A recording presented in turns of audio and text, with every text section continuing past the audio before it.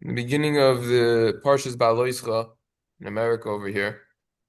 That's what we're up to. So Hashem tells Aaron basically to light the menorah. So there's many questions on this. There's a lot to discuss. First of all, why does Aaron need to do it? Anyone could do it. You don't even need to be a Kohen to do it. That's one question. But another question is, Rashi over here comments by quoting the Sifri, who says, "Lahagid shivcha shel Aaron shelo ishina." Pasuk says, "V'yas kein Aaron." Aaron did this. He lit the menorah. So Rashi quotes the Sifri that says, "Lahagid shivcha shel Aaron shelo ishina." This is this is praising Aaron that he didn't change. He didn't deviate from what Hashem commanded him. The obvious question is, what's the havamina? Why would we think that Aaron would deviate, would change from what Hashem told him? There's dozens of answers to this question. I'd like to share one. Sefas Emes points out that a lot of times when someone is involved with a certain activity, a certain job, a certain endeavor, when he begins, it's exciting. He does it with all of his energies that he has, and he puts in everything into it. But as time goes on and he continues doing it, this dwindles. In other words, let's talk about a few examples over here. All right. A lot of times you have newlyweds. They get married, it's all exciting. The husband's complimenting the wife for everything. Everything's great. Question is, what about years later down the line? Where'd all the compliments go? So someone once joked, his wife said, "Oh, how come you don't say you love me anymore?" So the husband responds, "What do you mean? I told you I love you when we got married.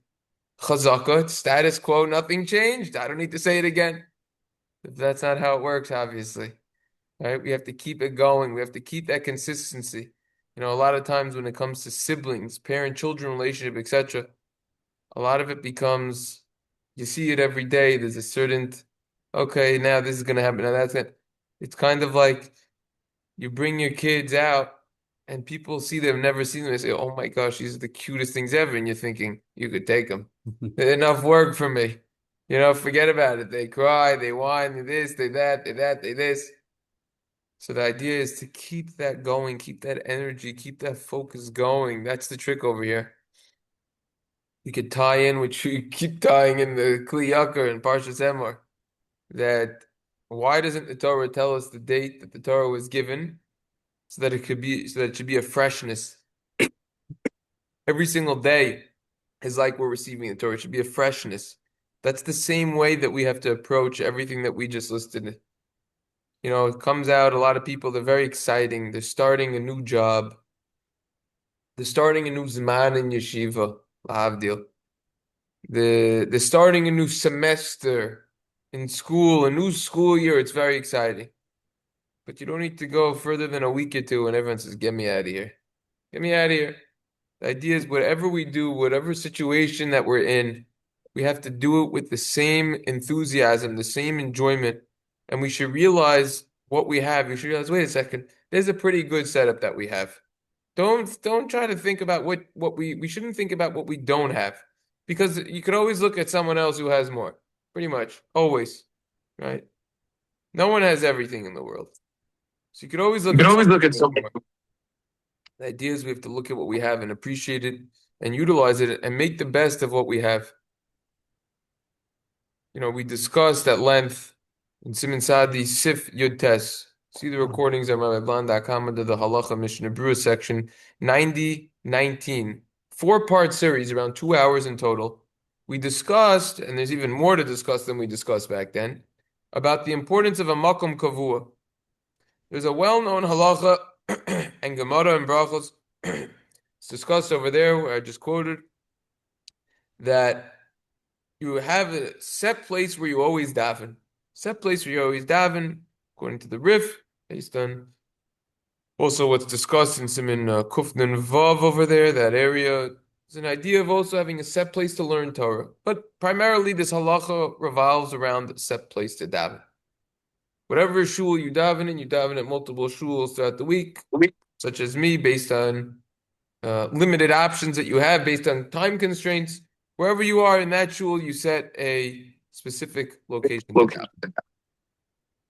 There's many explanations for the reason for this halacha, many reasons that have been offered over the years.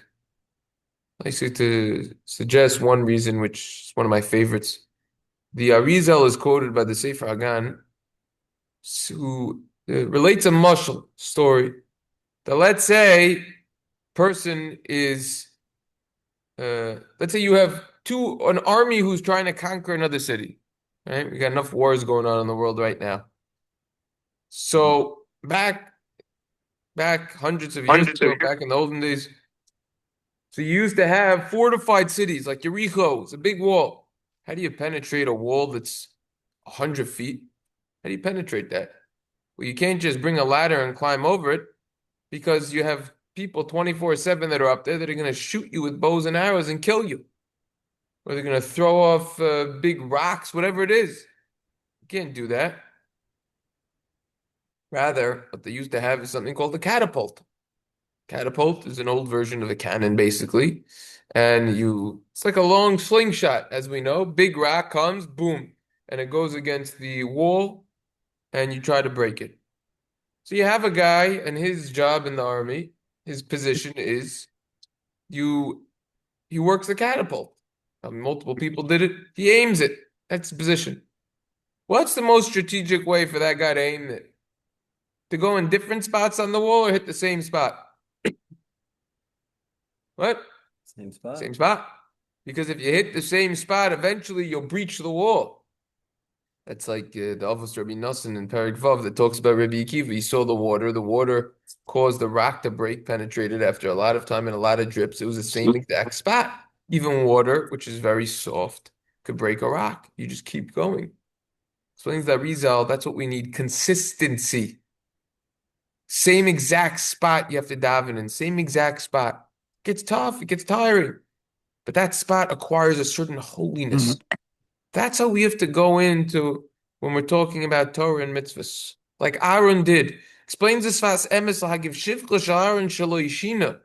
This is praising Aaron that he didn't change, aka there was no difference the first time that he lit the menorah in terms of his excitement and enthusiasm versus hundreds of times later.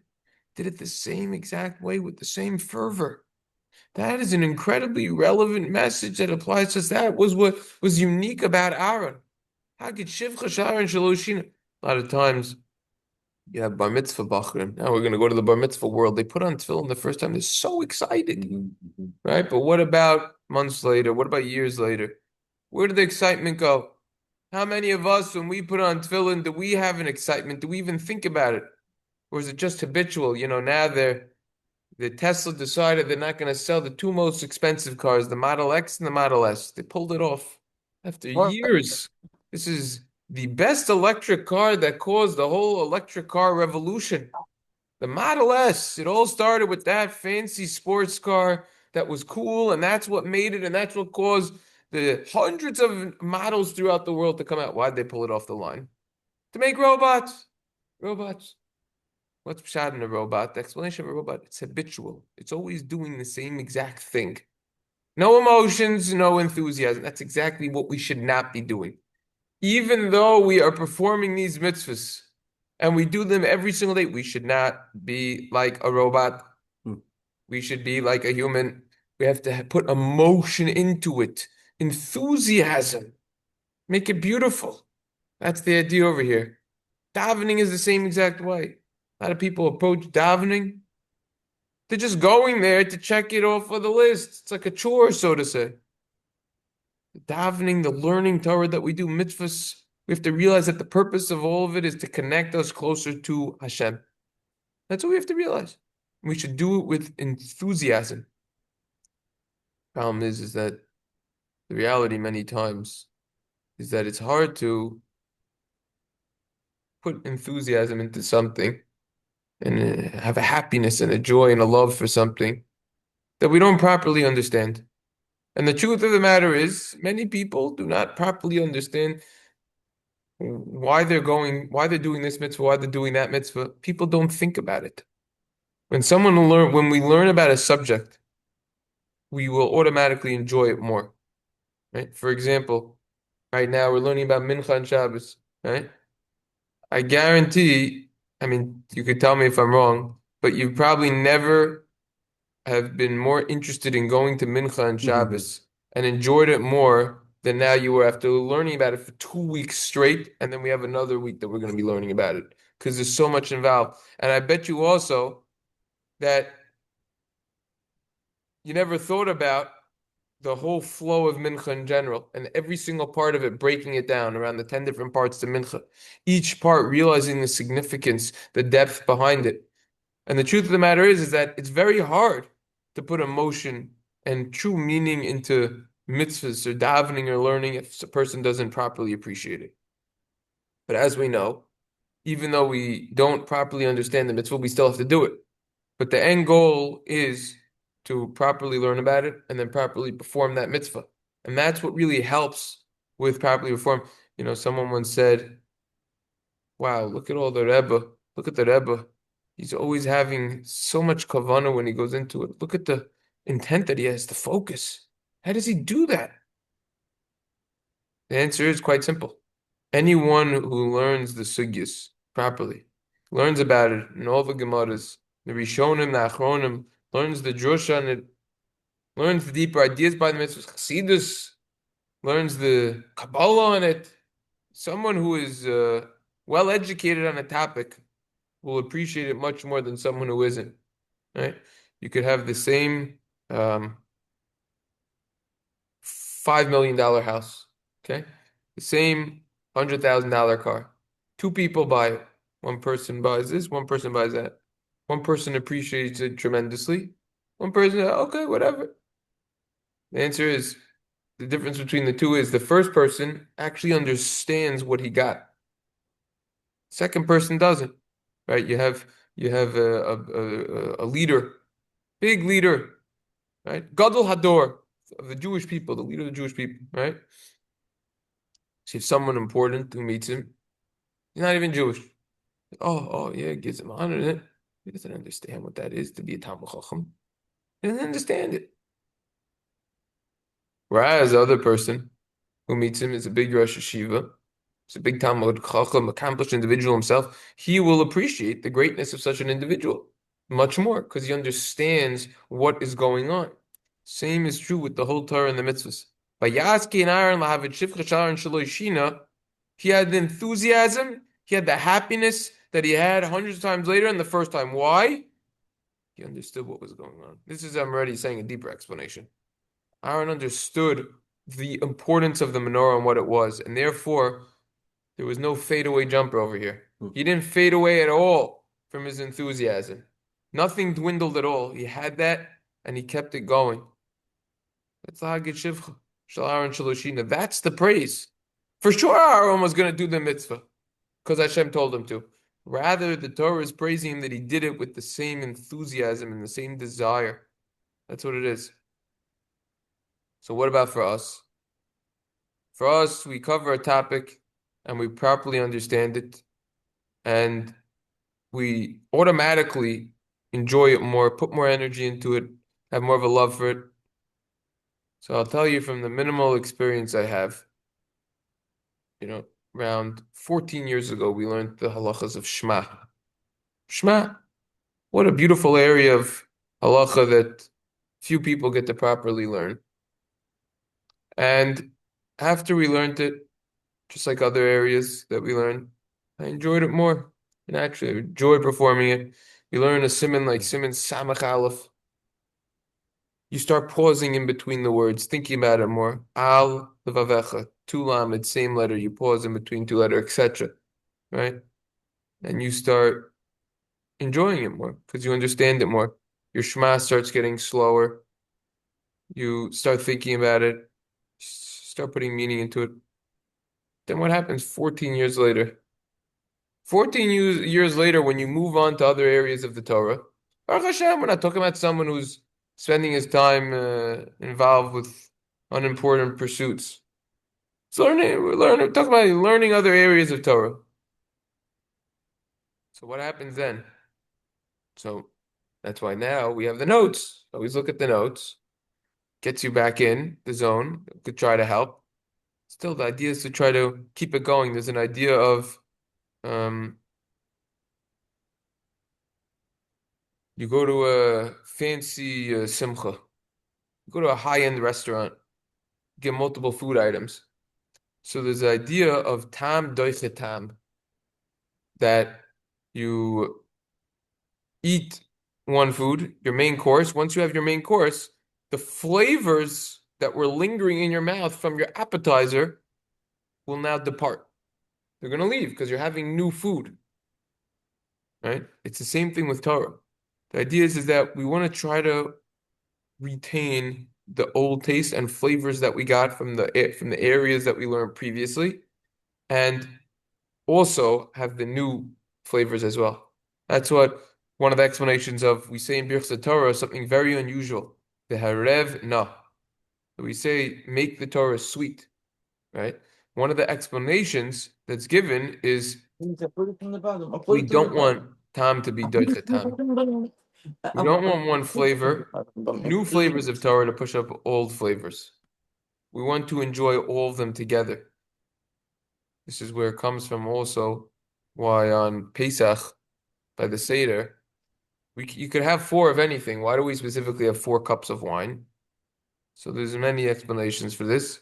Shlomo Zalman Auerbach says, other foods, other items, when you have more of it, doesn't necessarily get more enjoyable, right? Person could have the most expensive and delicious food in the world, right? But at the end of the day, if he eats too much of it, he's not going to enjoy it anymore. Wine's a little bit different because as you have more, you start enjoying it more. As you start eating more and fill up too much, it becomes almost like you get nauseous, right? But the wine, you could question the wine because if you drink too much, and you'll get very sick also, obviously. But it's the general idea. So the general idea is that this idea of tam docha tam. So basically, to end this whole rant, is that we want to go in with the same enthusiasm and that we want to have, and it's easier said than done, and not be habitual, which is referred to in the Musaf as anashim melunda, just someone that's doing it out of rote and habit. And you see plenty of places like this. When the davening is the same time every single day, you're trying to get it done in certain places X amount of time, and it's that time every single day, and it's all timed and it's all fixed and whatever. You don't want to do that. That's what's beautiful about Vasikin, by the way. All minyanim, any minyan that you go to, it always starts the same time, pretty much anywhere in the world. They have a set time that is called for every single day, and you have your set routine that you're doing, and you get used to it. You get used to it. Becomes habitual. It's that's the way that the system is set up. That it becomes habitual. With the Vasikin, it's always changing. The time. It's never the same time. When something's the same, you don't need to think. When you're changing, you have to think. You change it up, It's something that they like to say. You go on vacation. Why are you going on vacation? Where are you going? You're going to a beach? You live 5 minutes from a beach. We're in Farakwe. So why are you going to another beach for vacation? Right? Why are you going to Cape Cod? Yeah, it's a lovely place, don't get me wrong. It's a lovely place. Why are you going to the Hamptons? Right? First of all, you have to think about, is the Hamptons the best place to go for Ben Torah? Right? Probably not. But anyways, so you're going to Cape Cod, you're switching it up. Whatever it is, you're going upstate, you're going to Maine, why are you going to the beach there? It's the same exact Atlantic beach, same ocean. A little cooler, slightly, couple 100 miles up. Yeah, you could say change of scenery, people say. It's healthy. It makes you think better. Change of scenery, right? So there's also something called change of time. You change it up. You want to change the scenery? You could go to a different Beis Medrash also. That's change of scenery. That's what's interesting about certain jobs, like in the medical field, for example, like a PA. You don't have necessarily the same days, so you're changing days. 1 week you could be working Friday and Monday and Wednesday. Another week you could be working Sunday, Monday, Tuesday. So you're changing it up. You see different things. You're around different, the traffic patterns, all these things different. The idea of changing it up. This week I changed it up. I decided, okay, What happened? schedule. I had a couple hours. Instead of me staying at home, it's a little louder than in the morning with the kids. I'm talking about before Chabur, before we meet here at 9:15. Let me change it up. Let me go to Shar Yashiv. I haven't been there in a little while. I'll step in, see what's going on with the. Got there around, I don't know, 6:15, 6:30, probably 6:30. I think I went to 6 o'clock chapters that day. Around 6:40, I got there. Sat there an hour to learn, change of scenery. You see people you haven't seen in a while. They come over, It's not too much, but the Torah doesn't take too long. You're just being friendly. You're saying, hi, I haven't seen you in a while. I used to be there 8 years. Change of scenery. You go back a little bit, see what's going on. Change it up. Change of scenery. So the change of scenery, change of place could help with a little bit of enthusiasm. Make it a little bit different. But at the end of the day, there's nothing to do with the place you go to. It says in the Gemara in Tainus that a place doesn't bring honor to a person. A person brings honor to a place. It doesn't matter if a person's sitting all the way in the front of the shul, in the mizrach, they call it. Right? Doesn't matter. Because person could be in the back row also and equally be in the same. So usually wherever I daven, I usually happen to be in the front. Depends where. Usually. Happens to be in some places I daven in the back. But the point is that it doesn't have to be like that. Because the person brings honor to the place where he is. Stipler talks about in his Karna de Igrasa, sometimes the Bachrim, they try going to the elite yeshivas, top of the top, the best yeshivas. Now, there's an idea about being around the good chevra. No question there. You want to be around people who are good influence, because if you're not, then it ends up wasting your time and your thought process, because you're around people who aren't into learning and they're just talking about sports, whatever it is that the boys talk about. So then you're not going to be in an environment that's saturated with Torah. It's important to be in a good area. We're talking about two yeshivas. Both yeshivas, they like learning a lot. They're all into it. Not like the places where you have to force them to do it. They're doing it on their own. One place is known to have the elite. The other has the average people. Says the Stipler, there's no difference where you go. Because you yourself will make the difference. Forget about the yeshiva. It doesn't matter. It matters what you yourself do. That's something that is very important to consider and to think about. A lot of times people like blaming other people, blaming the situation that they're in for where they are. No, it's the end of the person. Person has to make the decision. So basically, we're going from a tangent to a tangent, from a rant to a rant. But I think everything that we just discussed is worthwhile to think about and to apply. Try to apply. Any questions, comments? Pretty much straightforward. Yaskin Aaron, lahagit shivcha shel Aaron shelo yishina. Aaron didn't just do it. He didn't just do it, Hashem said. Kept the consistency going, that fire. To think about. Something to think about indeed. Wait, so